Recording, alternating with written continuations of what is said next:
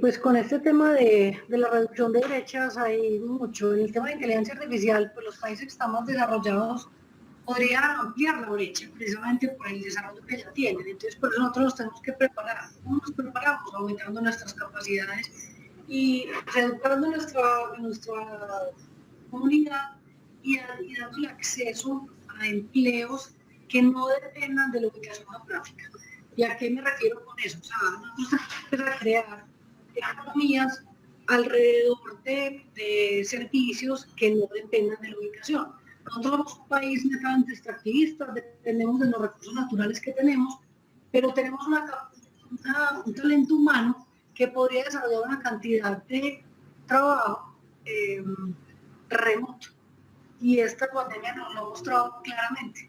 O sea, nosotros somos capaces de trabajar en cosas que no tienen que estar localizadas físicamente cerca.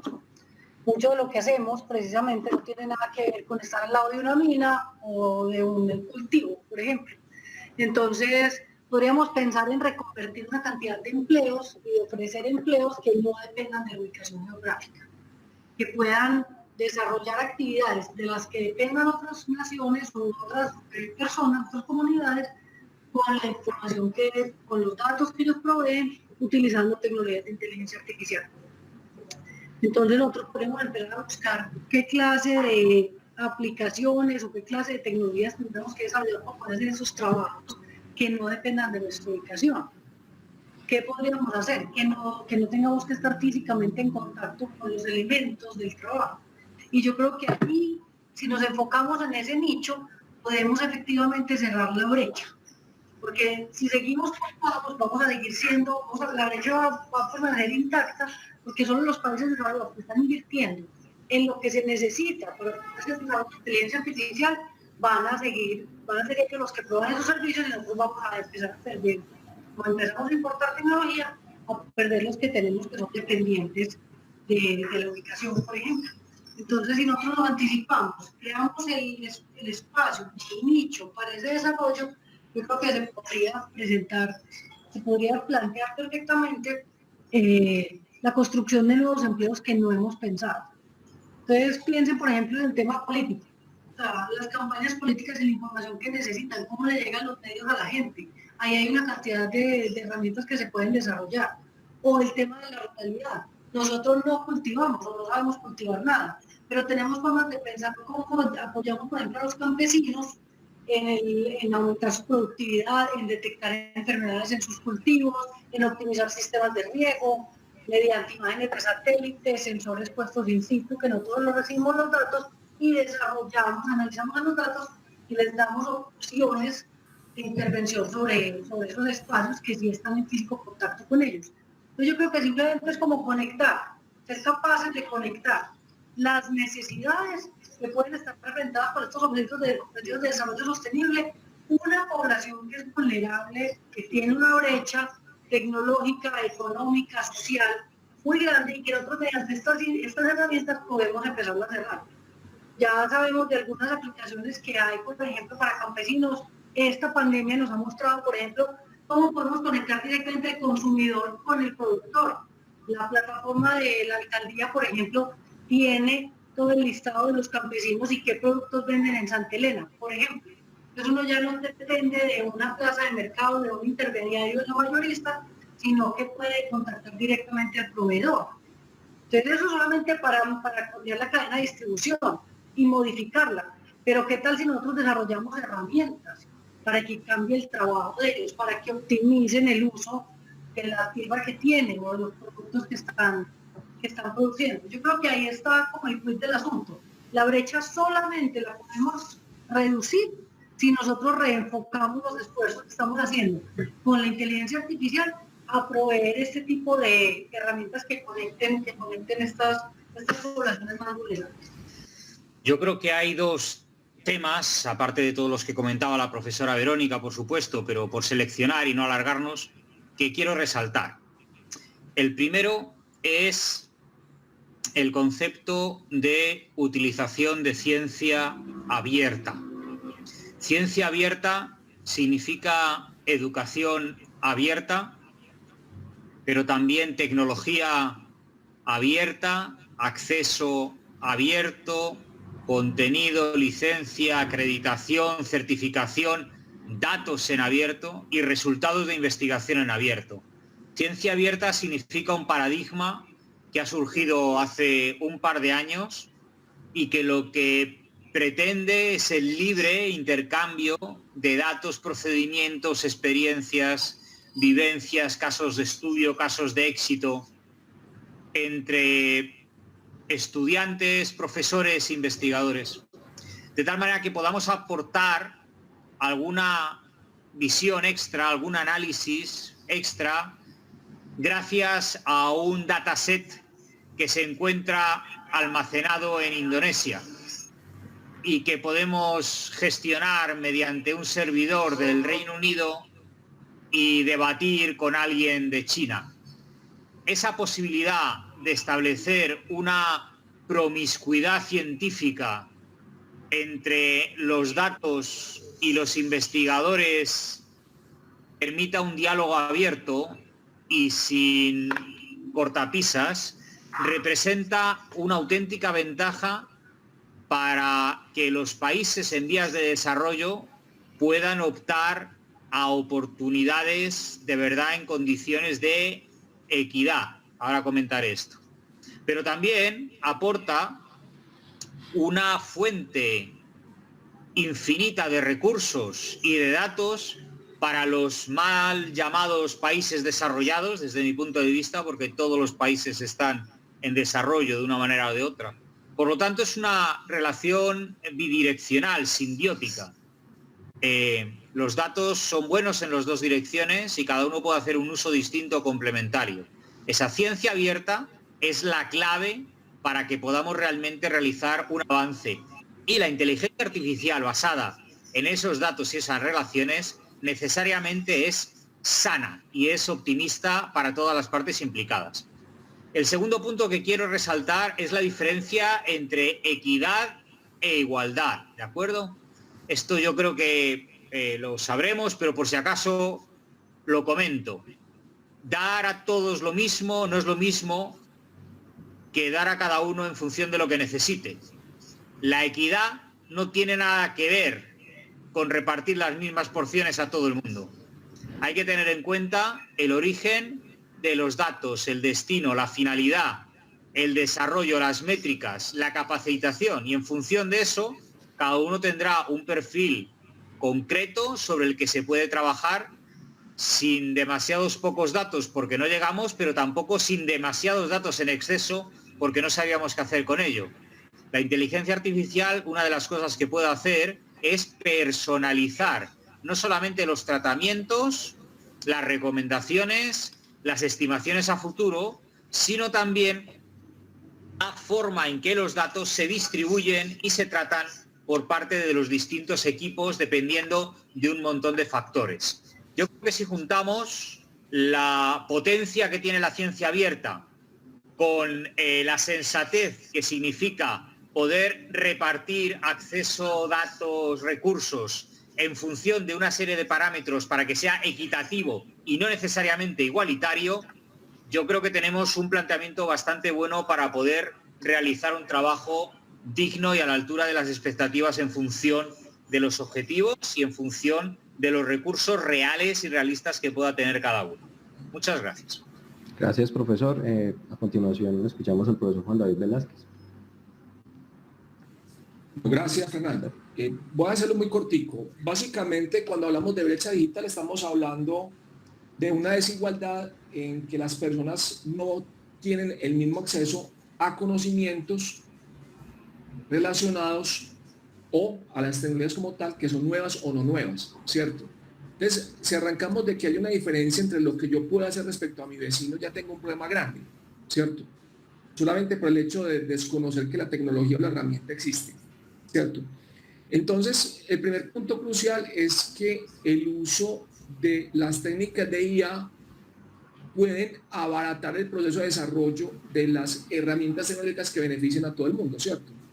Básicamente es un elemento fundamental porque yo puedo facilitar muchísimo el desarrollo de nuevas metodologías, técnicas o herramientas y precisamente por ese abaratamiento pueden ser de fácil distribución para todo el mundo. Ahí entra un elemento fundamental, como mencionó el profesor Burgos, y es precisamente el uso de las herramientas y metodologías abiertas. En mi caso, que soy muy de corte analítica estos últimos años, existe por ejemplo el Open Data Science y el Open Analytics, precisamente que se basa en el uso de desarrollo de software, herramientas y metodologías para poder aplicar técnicas de analítica y ciencia de datos precisamente a los sets, y hoy en día encuentran herramientas de muchísima calidad.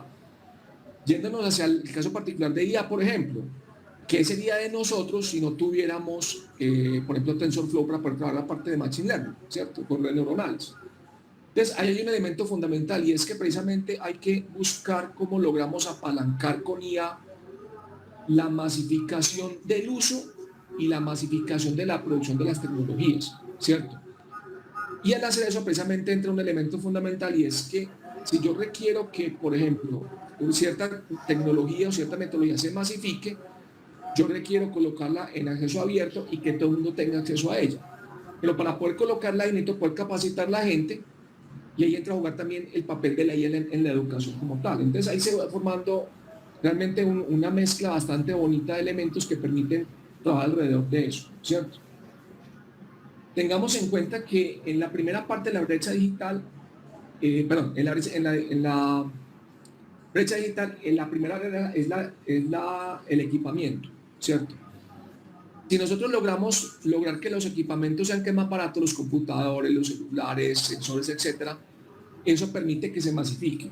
Cuando logramos tenerlos masificados, podemos entrar a la parte de herramientas y metodologías que tienen que ver mucho en yo cómo lo uso, qué soluciones nuevas desarrollo y cómo las aplico. Entonces ahí entra a jugar un rol fundamental, porque entonces después de que tenemos la máquina podemos empezar a pensar en las aplicaciones de software y herramientas que logran llevar y masificar eso, ¿cierto? ¿Cómo logramos tener eso hacia adelante? Por ejemplo, si fuese muy difícil hacer una aplicación para el celular para rastrear los enfermos de COVID y las cadenas de contagio, lo que han hecho varios países para lograr llevar la cadena y aislar a la gente que se ha contagiado, no se podría haber hecho. Entonces, ese es como el elemento fundamental que yo quería resaltar acá. Muchas gracias.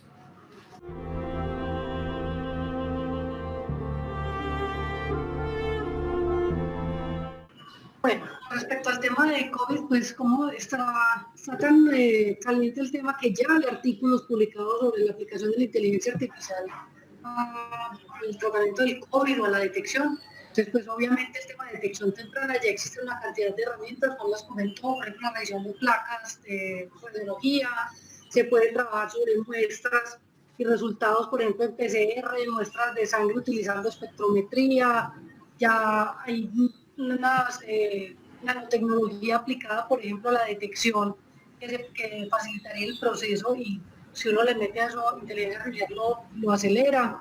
Está todo el tema ya, una vez que la gente pues, se hace la detección temprana y el diagnóstico de la infección, se podría pasar al tema del monitoreo del tratamiento, las personas que están infectadas, cómo se está desarrollando la enfermedad.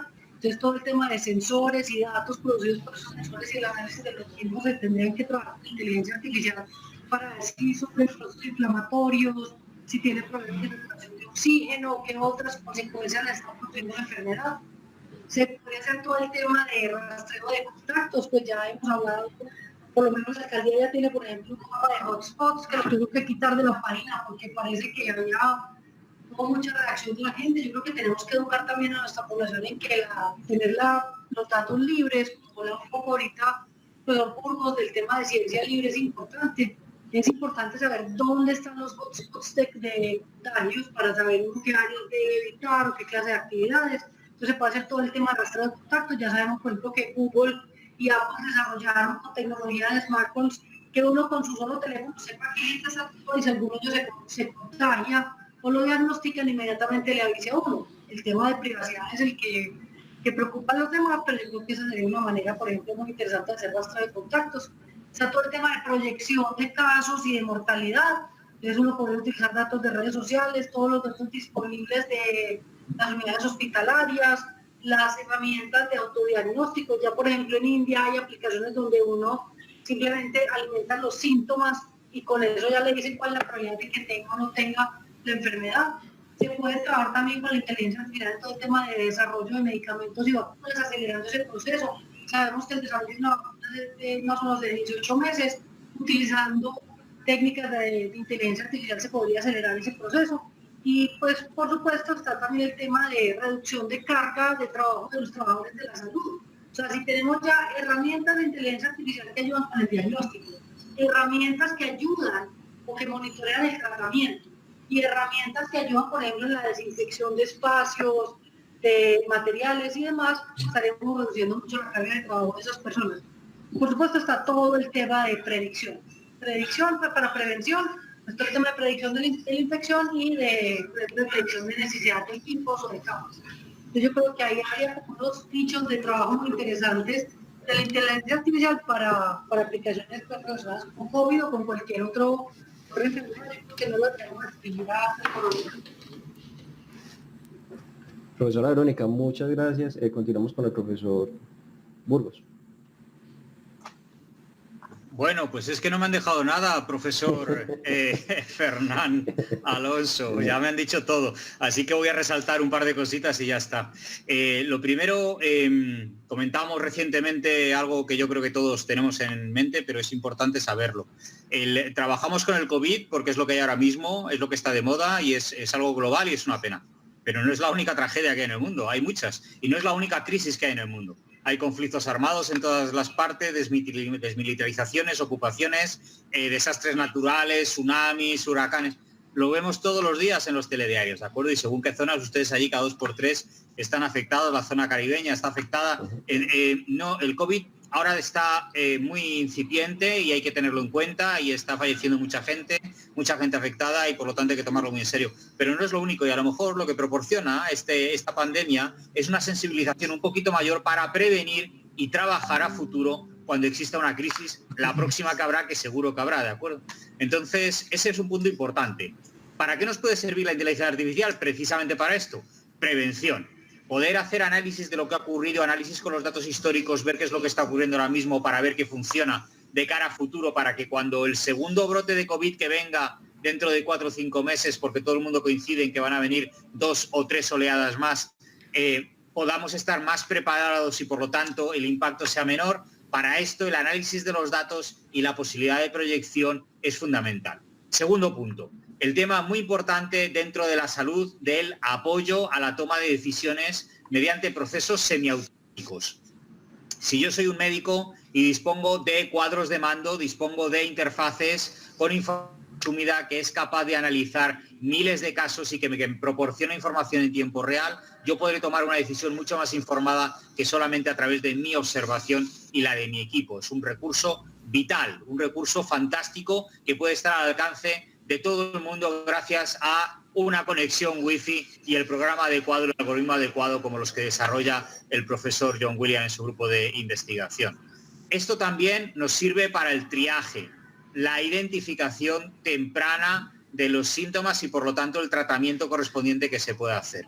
Yo creo que esa parte de anticipación, tanto en esta pandemia como en casos similares de tiempos de crisis, o bien por desastres naturales o bien por desastres humanos, que también los producimos, esa anticipación es lo mejor que podemos hacer de cara a la mejor utilización que podemos hacer de cara a al uso responsable de la inteligencia artificial desde mi punto de vista. Profesor Burgos, muchas gracias. Profesor Juan David. Bueno, en 2 minutos. Uno debe mirar el problema básicamente desde 2 aspectos, en el caso particular del COVID.